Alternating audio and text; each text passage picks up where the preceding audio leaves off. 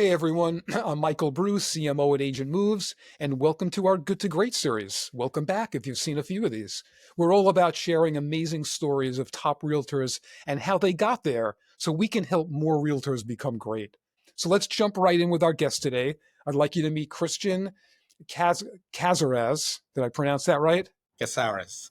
Casares. Okay, thank you, thank you. Yes. Sorry about that. Let me tell you something interesting about Christian. We like to start off with something that's not as realtor related, but there is a bridge here into how he got involved in real estate. But he was a ballroom dancer, a dance instructor, and I'm dying to hear a little bit more about this, how long this went on for, but and how happy he was dancing every day. So tell us a little bit about the story, and then we'll talk about transitioning over to real estate. Hi, thank you so much for having me today. Yes, I started doing ballroom dancing by accident. I was invited to a Thursday night party at a dance studio called Fred Astaire. And I just went to try to socialize. I was new in the area and I just fell in love with it. So I was very good at dancing. I'm from Mexico City, so everybody dances over there. So I was very rhythmical. And they asked me if I wanted to become a dance instructor that will train me, and I say yes. So 10 years later, I was doing that for like 10 years, and it was great. So now tell us about the transition to how you got in real estate, because I know there was a little bit of a dance connection here. Yes, so I was teaching. Most of my students at that point were realtors, and I was always intrigued by real estate, but that was just the extent of it. And then one of my students, she said, "You should come and work with my husband. He needs someone bilingual." And I said, "Doing what?" I said, "Selling homes, real estate." And I said, "Say no more.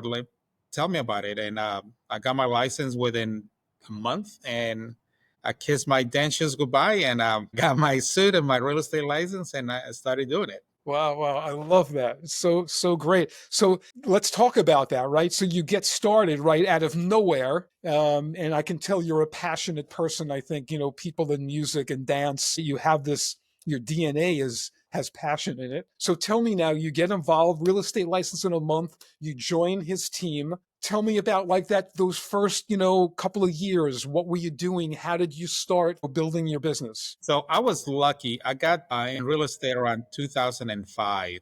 That's when the market was super hot. I put an ad on a magazine and I was just getting like 10, 15 calls a day. And it was a great market, but soon enough, everything went down when the market crashed. So I had to go through a lot of ups and downs. All those realtors that started at that time to learn a curve, to do the business and change with the business. So the market crashed. And then what do we do now? Nothing is selling. And then soon enough, there was the short sale market, and nobody knew how to do those. So you had to learn. And then after that, the foreclosure market follow up. And then when the market completely stopped in the foreclosures, now you had to go back and do real estate like the way you're supposed to be doing it, which to me, it was non existence because I was just getting call after call after call. So I got a coach and he says, "Well, do you prospect?" I said, "What is that? I don't know what prospecting is. I don't know what a database is. I just been learning with the flow." So it was like it was a learning curve for me to stay with it. I saw a lot of people get out of the business, but I'm glad that I stayed because I love it. So now you must have a some database considering, how long you've been doing this. Yes. So I started in real estate in 2005 and I started my real estate database in 2011. So I have my CRM and I always go back to that date. That's when I started. And yes, I've been keeping track since then. So yes, Since 2011. yes. Right. So now what did you do with everyone before then? Did you try loading as many into that database? I tried. Yeah, there's some people, moved out of the area. But yes, I was able to capture some of those people. Most of my people were investors, so I still have some of those. But yeah, I tried to grab as many as possible. Yeah. So let's look at today now, right? How have you been nurturing that database? Because 2011, that's significant. You have a great database there, over 10 years, going on close to 13, 14 years. What do you do now to stay in touch with them? I'm a tech guy. I love technology. So I think when lead generation started happening on Google and Craigslist back there was big tool for lead generation, I got hooked on technology. So I'm very big on tools that can actually help you stay in touch with your clients. And I have a tool for all my sellers only. I have a different tool for my buyers because there's different messages that you send to everyone, and realtors, to extend to that fact too. Excellent. Okay. Realtors like as a separate database that you target for referrals? Well, my position here is I'm also a recruiter for the company. So I'm a full time agent, but part of my job with my company is I recruit agents and I coach them and I help them get into production. So I wear many hats now. So I'm a full time agent. I'm a trainer. I'm a coach. I'm a mentor with everything. So Okay.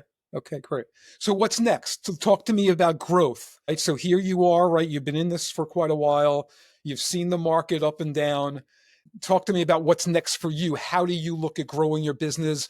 What's your plan coming into 2025? Is it aggressive growth targets? it is. It is for me. Is We have a team currently that we're building up, but I'm also looking to grow with my company. There's a lot of opportunities for growth and move up into management and keep helping agents. I have a passion to help agents. If you get a new agent, I'm very passionate of teaching them the right way because there was no one there for me when I started. I had to learn as I went, and it was tough, and it was sometimes a little bit, it's hard not to know what to do next. So my passion is to really help those agents to get into productions, know how to do right scripts, listing presentations, buyer presentations. Market keeps changing. We just had a big change not too long ago, and it's important for me that those agents are well informed and they're good and prepared to do the business. Okay, very nice. Talk to me a little bit about any niches. Like you got into this being bilingual, right? It just Yes. started. Has that continued? Do you like target a bilingual community at all? I target everyone. I mean, it helps that I speak the language, and because of that reason, we added people that speak other languages to our team. We have someone that speaks Portuguese, someone that speaks Creole, and Italian. So we have tried to have as much a different, well, you know, diverse team so we can actually help everyone. Got it. Got it. Okay, so what's going on today as far as how are you going to grow, right? You like said, you come from a side with most people will not even recognize. They haven't been doing it as long as you. To be able to run an ad and get 10 leads a day, people would be like, my God, I wish that was happening today. So they don't even know about that experience. What's happening today? How are you looking at your lead gen, in your market today? So we try to, as we grow our team, we created positions for people to do one type of thing. So we have someone that actually calls every single lead. That's all they do all day, calling leads and set up an appointments. And then we divide and conquer. I go to the appointments, we get the listing, and then we assign an agent to that listing to service the listing for the rest of the process. And then it's kind of like everybody has a position. So when I did this in the past, and I was trying to do everything, lead generation, make calls, appointments. It was really hard, but we kind of find our niche of how we can actually divide and conquer and be able to service every part of when we get a listing contract or we get a buyer to help them all the way through the process and everybody's happy. Interesting. Yeah. So how much of your business do you think is through your database, your SOI and past customers versus new business, coming in? I want to say my referral business, my old clients, they hold about 70% of my business and new business about 30%. Which is growing. Now that we have this new system going, we have gotten a lot more listings in the past uh, 4 weeks. Like right after election happened, everybody started like, okay, election is over. Let's sell the house or let's start looking for a house. So the last 30 days have been very active. Good, good. Excellent, excellent. Good. Love hearing that. And love hearing first that you're a tech guy and that, it is different. The communications, the messaging, right? Keeping this personal buyer, seller, agent, Yes. keeping it authentic, not having, templates running out of these technologies that don't sound like sound like they're a template, right? It sounds like you've conquered that in your targeting approach. Yeah, the technology allows you to open the small door then you have to walk through that door and actually make the connection and ask the questions and try to help uh, those people, whether they want to sell or they want to, rent a unit or buy a unit. Technology is great, but you should not depend like 100% on it. In the past, I made that mistake in the past. Is I was getting like 20 leads within a 3 day period, and I would let the system answer for me, and I was just like, and my coach says, why is that happening? I mean, the technology has to help you make the first connection, but you have to continue that because otherwise someone else is going to come and do it, and then you're going to lose out. Yeah. No, you're spot on. There's places for automation and then there's Yeah. places for the connection. And when a Correct. customer responds, that's your chance to engage. Doesn't matter if it's negative or positive. Hey, no, I'm not ready yet. That's cool. You made a connection, right? Correct. Yes, Right. because some businesses are going to be, you're not going to know until you actually talk to the person. You need to ask the questions, when are you ready? Or when, why, what happened in your life to make you take the decision to sell your house or to buy a house? Something happened in that person's life. Nobody just out of nowhere says, I'm going to buy a house. It's either, you know, growing the family or getting a smaller house, etc. Something happened. So that's how you're able to help them more by asking questions. Excellent.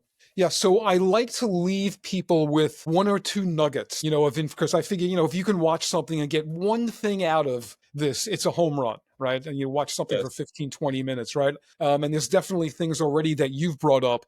But if you were to give, and again, this is about experienced realtors looking to take it to the next level, right? We're not really dealing with the newbies that are coming in here. This is now, guys like you and women like you that have been doing this 10 years, 15 years, looking to expand the business. Give us a tip on one or two tips on how to go about that. So the biggest tip that I give to our agents, our experienced agents in the office, we have a special group for agents that have been doing this for more than 10 years. And then we get together every week for a mastermind just to see what's happening, how we can help them out. And I try to find the gaps. I think the number one thing is look if you have any gaps in your business. Your gap can be on a CRM, on your CRM. Maybe you don't have it set up completely, or your ads are running, but they're running, not asking the right questions. Most of the time is I see agents leaving a message is like, hey, I'm a realtor. Call me if you have any questions. That's like the worst, right? So take an interest in your clients. And always ask for the business. Most of the times, a lot of agents, even experienced agents, they just go to the next agent, next client, next client, and they forget to cultivate those people that just help and create more business. I love this book, The 7 Levels of Communication by Michael Mayer, and that's the great book. If someone wants to take their business, read that book because it will teach you how to remind you, in this case, how to stay in touch with your database. That's the most important thing. Your database is going to be your future. Yeah, yeah, totally. Yeah, it's the agents that don't realize that that then when you really like dig in deep with them, they realize, wow, I'm getting half or three quarters of my business from my database, but I'm really not working it. I'm not nurturing it properly. I'm not communicating well. And then the light bulb goes off. I could be doing, 30, 40% more business if I did the right thing just in activating my database. Yeah, I had an agent, and she said, do me a favor. This is a challenge. For the next week, rather than calling expires and for sale by owners, the people that you saw the house the past 2 years, just call them and see what happens. She did. She got 3 listings in a week. It was just like try to reconnect and then go. And then she was just like surprised. I'm like, I know, weird, right? You make a phone call and something happens. Right. Or you put out a message, to your point, the right message, and it could be, no, I'm not interested now, but you've made the connection again and you have a conversation back with that person that you didn't have before. Yes, absolutely, yes. Yeah. And it's the tough part, obviously, and maybe the newer agents don't realize the statistics of, 85% of people don't use the same realtor to sell their house that sold them the house because they don't remember them. And Correct. that's your Yeah. point of just pick up the phone and call. Yeah, it's always that connection. You made a connection before. All you have to do is just keep it alive. Yeah. Yeah, absolutely. Fabulous. Thank you so much. Really appreciate the advice. I think we have some good nuggets of information here for others. We're going to post this on our YouTube channel. And you guys watching, if you like it, please hit the like button, subscribe to the channel, check out Christian, go find him on Facebook as well, and make some connections there. And you never know, on the referral network here, it's always great to keep the business together with some good realtors looking to become great. And Christian, I Thank you thank so you much. so much for your time today. Really appreciate it. Appreciate it. Thank you again. Thank you.